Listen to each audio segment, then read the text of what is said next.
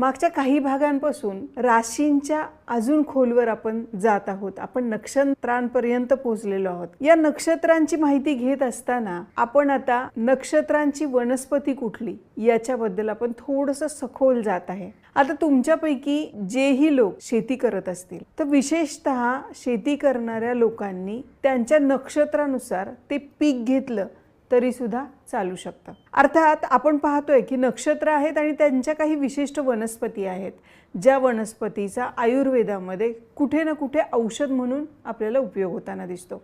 जर तुमच्या पत्रिकेमध्ये त्या नक्षत्रामध्ये शनी असेल किंवा तुमचा चंद्र त्या राशीच्या त्या नक्षत्रात असेल तर तुम्हाला काय करायचंय, मी ज्या वनस्पती सांगते त्या आता लिहून घ्यायच्यात की कुठल्या नक्षत्राची कुठली वनस्पती मी सांगते. टॅली करायचंय तुमच्या पत्रिकेविषयी किंवा तुमच्या घरातली जी मुलं, तुमची फॅमिली जी आहे त्यांच्या पत्रिकांमध्ये कुठे कुठे कुठली कुठली वनस्पती सजेस्ट केली आहे